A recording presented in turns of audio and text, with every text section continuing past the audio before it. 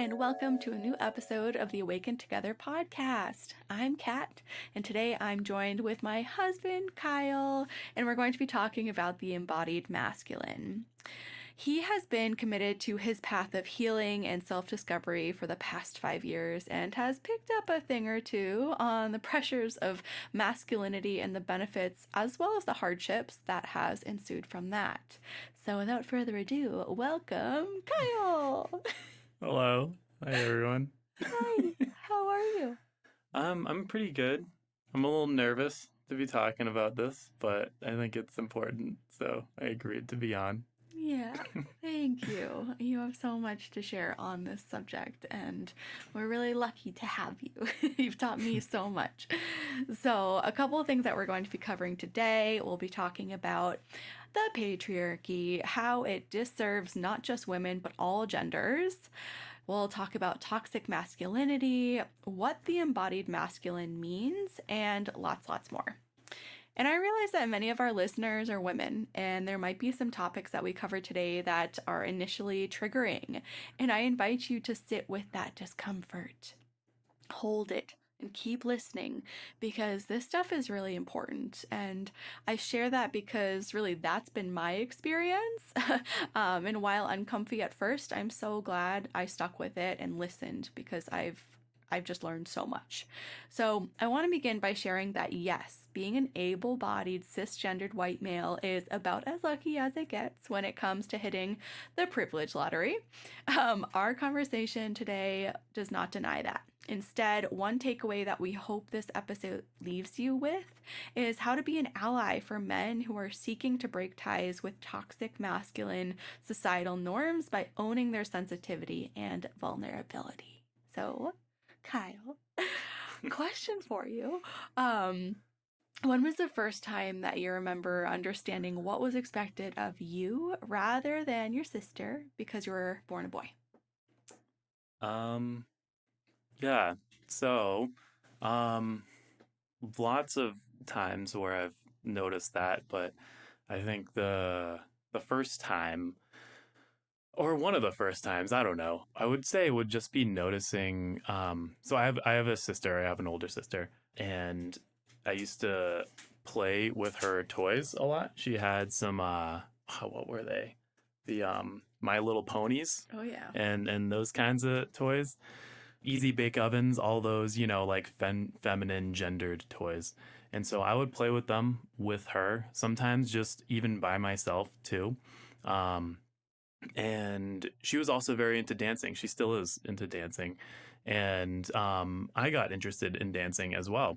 And so I was just kind of like, I was enjoying those things, and it was nice having this older role model to expose me to things. But then I was pretty quickly kind of shamed out of playing with those toys too much, and out of dancing, doing like ballet or jazz dancing, or I don't know, any of that stuff. Um, and it was really because of I don't know, my parents. I'm at least, especially my dad, was afraid that I would be gay, or that I would be too feminine, or I would be trans, or something. And as we all know, under the patriarchy, that is framed as those are all terrible things to be. And so I didn't understand that fully at the time. I just knew that these things that I want to do and that I'm watching another person do are not okay for me to do. And I have to find some other way to exist. And it was really confusing. But then I kind of gradually started figuring it out and started playing with Hot Wheels cars and stuff instead. And instead of getting into dancing, I got into playing guitar and doing the more masculine stuff. So I don't know, I could go on, but that's Yeah. that's I think some of the earliest memories of when I was learning that. Yeah, and that's really hard. Like, God, I'm sure you have so many examples of that. I do too, as a girl.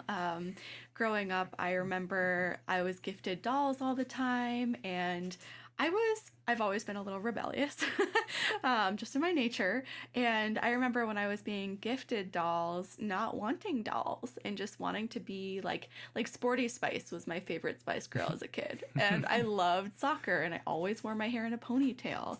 And I remember the most mortifying moment for me growing up was what my best friend's mom being like, the girls, they're blossoming, aka they're growing boobs. And I was like, oh my God. Me and my best friend talked about this like all the time still. It's just like how icky that was. Like, oh my God, yeah, we're growing up, we're getting boobs. I don't want to wear a bra, and just like denying that I'd ever have kids, which is so funny. I think it's just because I learned that's what was expected of me.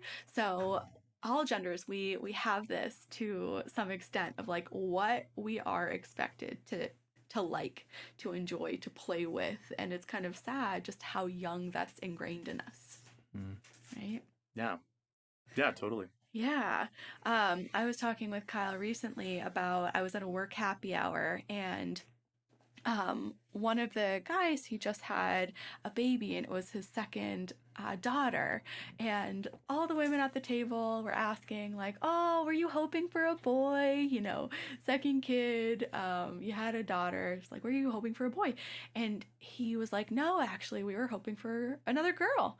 And they were like, huh, why? That's interesting. I haven't heard that before from a man. Usually, you want that father-son bond, from what they've heard.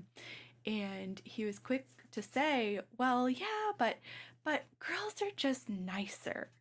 And that was his response. And I was kind of taken aback because of everything that Kyle and I have talked about on this subject, like the hardening, the conditioning of boys from such a young age, that I was kind of just like, I felt the need to say something. And all the other women were like, oh, yeah, so true. Like, girls are so nice. And, it's nothing bad on them, but they were a bit older too.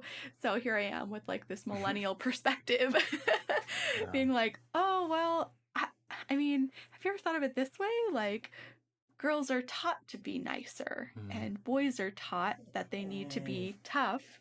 That's our dog. They need to be tough, and they can't be too nice or they're weak. And how actually, if they have like a really enlightened father who's not teaching them to be that way, the potential on society, on women, for a really just like, I want to say awakened, but that feels weird for a little boy, but a boy who's kind and nice and sweet, like the potential for that on society, I feel like is so great, compared to another nice girl, which I'm not downplaying that either, but I hope you know what I mean. Does that make sense? Yeah, I think so. And it makes me think of one really great book that I just listened to in this space, by Liz Plank. She's a prominent feminist. It's called For the Love of Men, but she actually kind of talks about this a little bit, and it really struck me how it's even in it that can start even in like pre-verbal stages of babies, where there are actual like parenting strategies that are unfortunately pretty popular, where you're not supposed to hug your boy babies, your male babies, as much as the female babies. And in that conditioning starts from before the baby is even verbal in these cases, where male babies are learning you don't deserve this emotional vulnerability, you don't deserve this support, you need to be more self-sufficient. And it's crazy how early that framing starts. Yeah, and that kind of makes me think about how when you were just starting your healing journey, seeing a therapist 5 years ago, pretty much exactly now, which is kind of crazy. Yeah. How one of the big things that you were learning is how much you had suppressed your feelings and your emotions. And I mean, just thinking about that, it seems like kind of a direct link of how you're raised as a boy in this society to suppress all of that and just not feel it. So that's wild. Yeah, totally. And it is insane how bad of a mental place I got into before I was even willing to like ask for help or even open up to you about anything. I mean, I think we both knew that I was very depressed and I was having some really difficult mental health issues, but I don't know, it felt like an elephant in the room It didn't even, in hindsight, it feels like an elephant in the room. At the time, I literally thought I could like work myself through it or like power through it. And up until I knew I couldn't, and um, just got like severely depressed. And I mean, if it's kind of a sensitive topic, I don't know if you want to talk about it on the podcast, but I was getting suicidal. And it took getting to that level of just feeling so terrible in order for me to like just say, hey, I need help. Like that was not an option up until that point, to the point where I was like, okay, the other option is die. And that's how powerfully ingrained it was for me to do the man thing and try to figure it out myself Yeah. and not be vulnerable, not talk about my feelings, not do any of that stuff. And I so admire like you're so willing to share that, and I think you've come so far in just being able to sit with that and share that with the public on a podcast like this right now. And you're the Yeah. first one out of our group of friends to speak up about mental health because you've been through the ringer and out the other side, and it takes someone who's really been in the pits to be able to extend that hand to anybody else who's there too. So thank you. Yeah, thank you. And Yeah. I know there's so many other people, so many other guys and not guys, who are in the same situation, and it needs to be talked about more. Yeah. I'm convinced of that, and so I agree. it's uncomfortable for me to talk about it, but I think it's more important than it is uncomfortable. So. Absolutely. Well, let's talk about the elephant in the room. You're wearing an elephant on your shirt right now, so it's kind of funny. I'm just looking at it as I say that. But the elephant in the room, the patriarchy. Dun, dun, dun. Yeah. How does the patriarchy, in your opinion, perpetuate all of this? Gosh. All right, we got an hour for this. No, I think I'll try to sum it up concisely. How does the patriarchy play into all of this? So I think the patriarchy it's a system. It affects all people, and depending on your gender or your perceived gender, by society, it affects you very differently, and it forces you into a impossibly small box that no actual human really fits into, and it does this to women, it does it to men, it does it to trans, non-binary folks, everyone, and it does it, yeah, differently. And so I think the patriarchy, I mean, yeah, most listeners are women, so this is probably not a surprise to anyone listening, but the typical ways that the patriarchy affects women, being considered second class citizens in a lot of ways, and not getting paid appropriately, not getting the recognition for motherhood, and all sorts of stuff like that, not taken seriously in the workplace. And you could go on and on. And then the same system has expectations of men that definitely puts them in a position of privilege in a lot of ways, but also is very detrimental and hurtful in a lot of other ways too. And that includes kind of saying a lot of things that are just very true for any human, regardless of your gender, has no place as a man. So like you're asking for help. If you do that, you are less of a man and therefore less of a person. If you express vulnerability or sadness or all sorts of nuanced feelings that isn't deemed manly, then you are less of a person as well, and rejected by your own kind.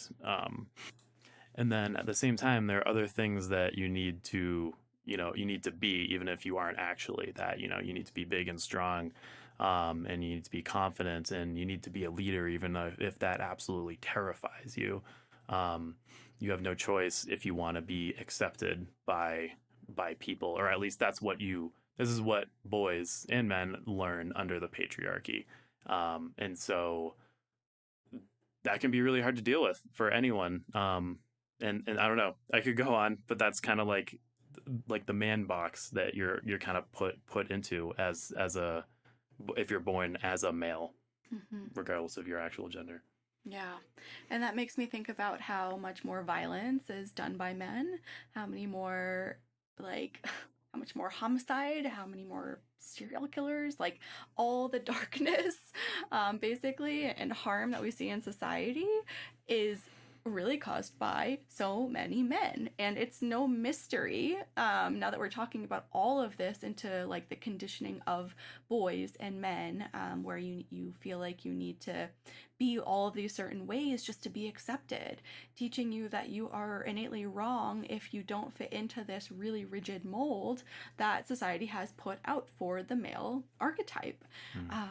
So with that, Kyle and I have had some pretty testy conversations around masculine and feminine energies. And, I think that Kyle has a lot of valid points. And so this is his take. I want to be clear to share. This is You're Kyle's inviting me to say this. Okay. I'm actually inviting you to say this. Nice. All right. I'll take it. I think yeah, I don't know. You brought up a good point about like violence and how that's tied to masculinity. I think that's a great point, but I can talk about this first. So yeah, I guess my take on, yeah, a lot of times you'll hear this thing is masculine or this thing is feminine, or using masculine and feminine as descriptive words. And I personally, my take is that I don't like using those at all. I don't like saying masculine and feminine very much. And it's because I'd rather just say the qualities themselves, because there are tons of people who are very nurturing and caring and great caretakers. That doesn't make them feminine, because I don't think that's inherently something that women are like, that they have to do, or that is a thing for women. I think, and on the flip side, like if you're big and strong and confident, like then you're big and strong and confident. Like that is not territory that makes you a man, that makes you masculine. It's just a quality of a human. And I think we've, in my opinion, arbitrarily tied a lot of these things to gender. And I think under the patriarchy, that is weaponized against all genders, really, to foster insecurity and work as a system of oppression for everyone in different ways. And so what do you suggest instead of saying masculine, feminine energies? What do you suggest we say instead? Like I would just say use the more specific words. Like what is it if something is like, I don't know, if you're referring to something that is a masculine energy, just say the thing that it is actually like do you understand? like Give us an example. So like I don't know, if I have a conversation with someone and they just seem very like confident, they know all the answers, and they're like a go-getter, they make a ton of money, and they got it figured out. You might say like, oh, that person has a lot of masculine energy to them. I wouldn't want to say that. I would just say that they seem very confident, and they seem like they're doing well at work, and they got a path that they're figuring out, and they're doing it, and that's awesome. It feels arbitrary to assign that to a masculine thing or a feminine thing. Because to your point, doing so perpetuates the patriarchy. Right. Yeah. Right? Because that's the part where I can like get behind you, because I'm like, shit, he's right. Damn it. Because why would confidence and exuding this like go-getter and achieverness not be feminine, right? Yeah. Like the feminist in me can totally get behind that. So thank you for that. Yeah. And I think that's, Kyle, you are a feminist, and I love that about you. And if you weren't, I don't know, we wouldn't have nearly as interesting conversations. And to tie it back to astrology for just un momento, Kyle has an Aquarius moon, and his Aquarius moon and my Aquarius sun, we just connect on this deep, like, rebellious leader way. So thank you for seeing me there. Yeah, and thanks for being open to the conversations too. I know. I can't tell you guys like how many times we've had arguments about this conversation, because because that's what I've been taught. That's what I hear of like masculine, feminine. But I think just having that extra layer of like explaining what we mean by that, of like Mm, instead of masculine, I'm going to say solar energy. Instead of feminine, I'm going to use lunar, because I think mm, that's a way that takes gender out of the equation, but still gets the same points across. So there's mm. different ways to do it without Yeah. misgendering. I think it's even, for me personally, I think it's fine to say like qualities associated with masculinity or qualities Mm, associated with femininity to yeah. make it clear that humans are the ones that are deciding that this is masculine or feminine. Not, Hmm. it's not this biological thing. Like, I don't know. I haven't seen any biological proof of any of those qualities. So Hmm. I like science and I trust science. So that's, show me evidence for that, and then I'll change my mind. I love it. Um, so with all of this being said, I think it's pretty clear to me when I meet a man, um, and we're in a deep conversation, it becomes pretty clear to me pretty early on whether or not they've done work on softness, on feeling their feelings, on expressing themselves, because there's a whole level of vulnerability and just being able to like, I don't know, meet the person where they are without, I don't know, being in the ego. That becomes clear to me of like, okay, this is a guy who gets it. This is a guy who understands like where I'm coming from and can kind of be with me in this point. And I feel like you are one of those guys. I mean, clearly, like you have done this work, and you're still doing it, but you also get along with women really easily, Yeah, I right? do. Yeah. And I think Uh, that is partially because you have an older sister. mm. Side note, I have a theory that guys with older sisters just get along with women easier, which duh, like yeah, that's your role model, but um with a woman as a role model, I think that also makes you treat women differently and see them as more equal than if, let's say, a boy who had older brothers and no sisters. You know, call me biased. This is just my learned experience. I have a little brother, and he's also really good with women, and growing up had mostly girlfriends. So, yeah, I think there's something to be said about that too. Yeah. Yeah, you agree?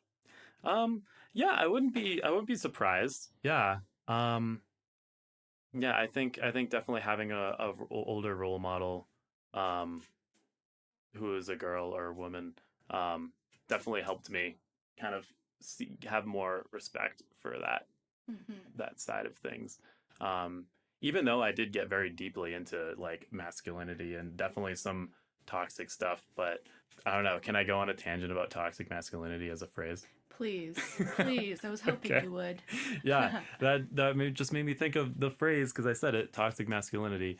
I don't like that phrase. And it's the reason I don't like that phrase is because I think to the men, and I'm saying this from my own personal perspective too, before I started working on my own stuff much, but I think to men who really need to hear this message, the phrase toxic masculinity, I think will be a huge turnoff to them. I think it's very easy to make the false assumption that it's saying everything that is associated with masculinity is toxic and we need to turn everyone into genderless people. And I think that's when you like these I don't know, I feel we probably all know that type of person. um Thinking one of your friends right now. Yep. yeah. um and so I don't like using that phrase because I think it pushes them away when I would say they need the message more than anyone. And so I try to just refer to it as the patriarchy, and I think that pulls it back to how it's really just one big system that we're all kind of forced into different positions with. And Yeah. yeah, so Yeah, there's yeah, like that's the that. toxic masculine, which is one area of the spectrum that we can see in our minds, and maybe we don't call it that when we're talking about it. Mm, But and then on the other end is the embodied masculine, and that's the person who has really sat with their gender, their masculinity in this case, and questioned like what parts of my personality are actually true to me and what parts of my personality have I learned in order to fit in order to be accepted by society as the sex that I am and that I present as. Mhm. So, with that, Mhm. toxic masculinity, man, I'm thinking about this friend of yours. We won't name Yeah. him, but Yeah. I feel like you loosely call him a friend now because you've grown in different directions, Yeah. um, I would still call him a friend, but which yeah. blows my mind. He very much subscribes to masculine culture and masculinity. And Mhm. when you talk with him about therapy, about things that he deems as feminine and weak and soft, he is the first one to jump at you and call you that. Call Mm. you gay. Call Mm. you like Low weak. T. Low Yeah. T. That's That's a favorite, yeah. huh? Yeah, that's one that comes up. Yeah. Yeah. Why do you think he does that? Um the patriarchy. He's in it. He's deep in it, and it's all he's known. It and Do yeah, you think he's he just feels threatened? um I don't think he let me think. I think there is, regardless of if he realizes it or any guy realizes it, I think the idea of people being openly like gender non-conforming or just open and true to themselves where it doesn't fit into that tight tiny masculinity definition. um I think there's discomfort there because I think these people know that there's some of that within themselves, and they have been, I would say, brainwashed to think that that is so deeply not okay that it needs to never see the light of day. Um, they never can express it. And so when they see people expressing that, and it's been framed so as such a bad thing to them, um, that makes them uncomfortable because they know that that is within them as well, and Mm-hmm. they're pushing that away. And I don't think that's a conscious thing. I think that's just like an unconscious thing that they just maybe just feel uneasy and they don't know what to do with that. Because that's another thing with boys and men is that a lot of us are brought up completely like dissociated from our emotions, and where we never learn how to truly understand our emotions and listen to them. And so sometimes um, we'll be feeling something like that and we have no idea where it's Mm. coming from. And I think that'll happen to anyone, I think, but it's especially common for men who are deeply in the patriarchy, and it has been for me when I was. Mm-hmm. Um, and I don't know, this is another tangent coming up, but I feel Hold like on. I want to okay. just talk on one point that you brought up, and then Okay. you can. I'll set you free in your next tangent. Yeah, yeah. But I loved what you said about how historically it hasn't been okay for people of the last generation to embrace themselves wholeheartedly, like our generation has been given permission to do. And like that example of seeing somebody, queer and open and living in their gender in the way that they feel like expressing it, that's true to them. One person in the last generation, or even this one, may have been taught that that's wrong, that that's not okay. So when they see someone living in their truth, there's an alarm going off in their head of like, this is wrong, this is not okay, this person is living in a way that I have been told is wrong and they're doing it. So I have to do something about it.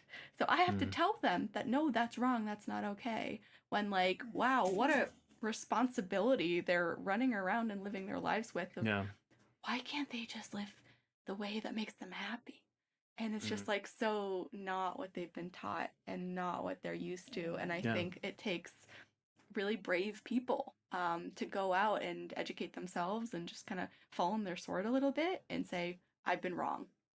I think the reason why they can't just live and be happy and just move on is because the patriarchy has stolen that from them. And I think that is the most difficult part of the patriarchy as a guy. I've heard it framed as like emotional incarceration, where you are you have your inner emotions and your deepest level of yourself and who you are stolen from you at such a young age, and you are never taught the language, the emotional language, to figure it out and understand it.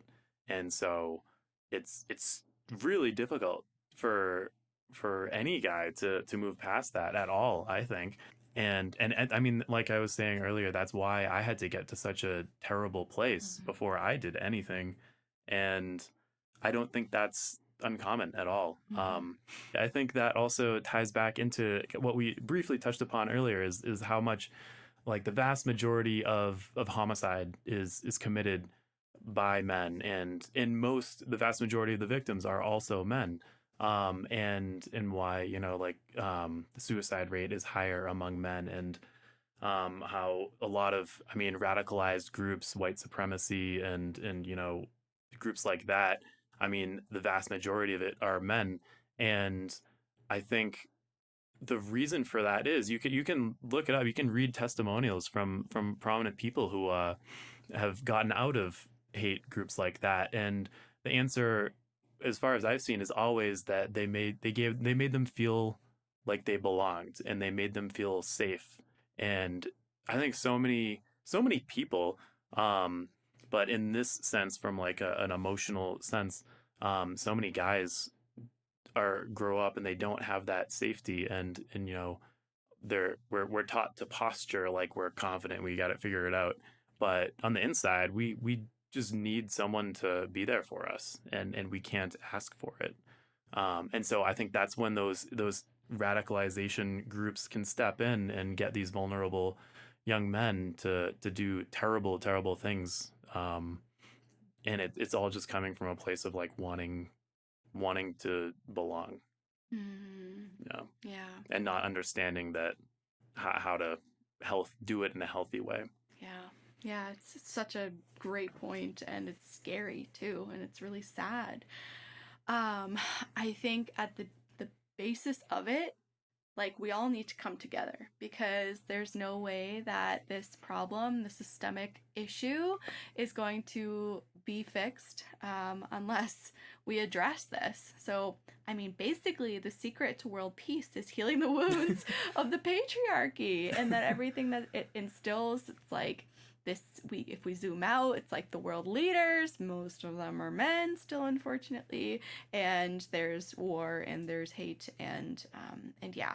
So, Kyle, what are your tips for men who are interested in connecting with themselves and others on a deeper level than they've been taught initially?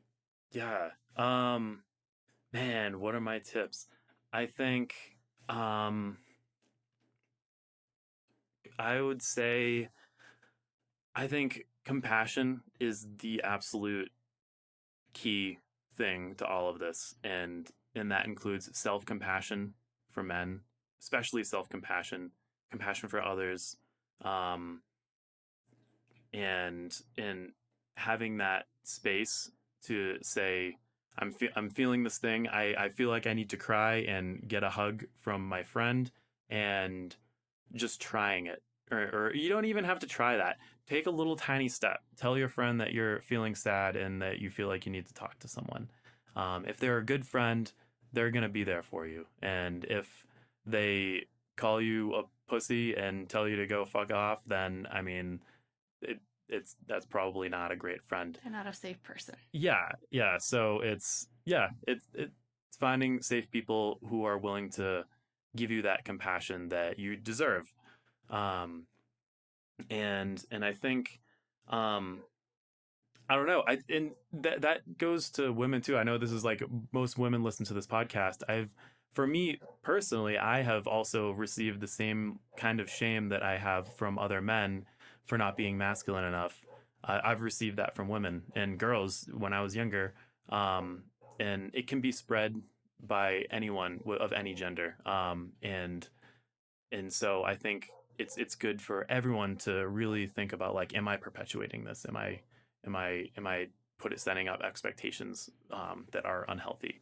I mean, to piggyback on that for a sec, Yeah. I remember I was in my last corporate job, I worked with a woman who I specifically remember this stuck with me. Like, she was single for a really long time, and whenever she like would date a guy, she felt like she would self-sabotage it. And then I remember one thing she told me, I was like, well, what do you think it is? She's like, I don't know. One thing, this last guy was really great, but he was just so emotional. And Mm, I saw him cry, and that was like a no for me. And I was just like, ooh, yeah, like in that my hurts me mind. to hear that. Oh, Yeah. yeah, Yeah. yeah, That perpetuates literally everything we just talked about. yeah. And it's like that is her ingrained Mm, by the patriarchy.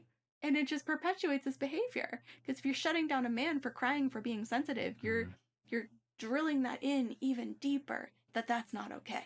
right. Yeah, totally. And just add on to that that like also like women like and men, any men listening to this, like your partner they're not your therapist. Like it's not their job to figure out all your stuff and hold the weight of all of your stuff. And women, it's not your job to. I mean, you probably don't need me to tell you this, but it's not your job to have like a therapist role. But everyone does need support, and so it's important to have compassion and boundaries. I think on both sides of a heteronormative Yeah. relationship. No, it's a really good point of like one person can't give you everything you need. They can't Right. meet your Need a needs. support system. You need a support system. Yeah. So find your support system. Yeah. Totally. Yeah. Oh Yeah. man. Yeah. And I don't want to give it. I think we're at the end, but I want to give some shout outs to just some other resources that I've listened to and read that I think are really really great for me. One my favorite thing it's another podcast. It's called the Man Enough podcast, Mm-hmm. with Liz Plank, mentioned to her earlier, Justin Baldoni, and Jamie Heath are the hosts. It's really incredible conversations I about second that. We've listened to them together. yeah, Really good. about masculinity in there. So many awesome episodes that has helped me so much to hear other men talking about these issues in a very constructive way. And I would recommend any guy, any person, especially men, but any person to check that out and hear the conversations they're talking about there. And then one audiobook, our regular book that we listened to on a road trip a couple years back. Mm. What was it called again? That was called "The Man They Wanted Me to Be" by Jared Yates Sexton. So that one really spoke to me. That one is talking kind of about his experience growing up in that and the expectations around masculinity. Um, and he actually he did a good job of connecting it to kind of like politics and more sociological systems as well, and as well as some history. That was a good one Yeah. too. So, I mean, a tip that I have for anyone who's in a relationship with a man and a woman, or anyone who identifies in that way, I highly recommend like if you're ever in a place where you can listen to an audiobook for a long time, whether it's a road trip or if it's just something you do together in the car, like highly recommend listening to that book, The Man That Wanted Me to Be, and have like your male partner kind of share their take and little like moments of them growing up where that resonated for them, and also play Untamed by Glennon Doyle. Mm, This was like the yeah. other side of things for Kyle to hear about like the women's experience and how from a Mm, young age we are told to be small, to fit into this little box. And again, it's the patriarchy on the other side telling yeah. us to be this way. So it's just really interesting, productive conversations to share from both perspectives. Two main heteronormative ones. Mm, But yeah, yeah. interesting stuff. Yeah. Yeah. Well, thank you, my love. This was fun. Yeah. Thanks for sharing your light and your wisdom, and thank y'all for listening. Yeah. Yeah. Thanks for inviting me to let me get on my soapbox. And I'm still learning. So maybe a year from now, I'll change my mind from some of the stuff I said, but this is where I'm at. Yeah, it's all valid. It's where we all are at right now. We got to meet ourselves there. Mm. So, thank you so much, everybody, for listening. We'd love to hear your feedback, your takeaways. Hopefully, this planted some seeds for you to just think of things maybe in a little bit of a different way and spark some conversations for people who are safe to you to go deeper on the topics and, yeah, just see where it takes you. So, thank you, thank you. Love you all so much, and we'll see you next week.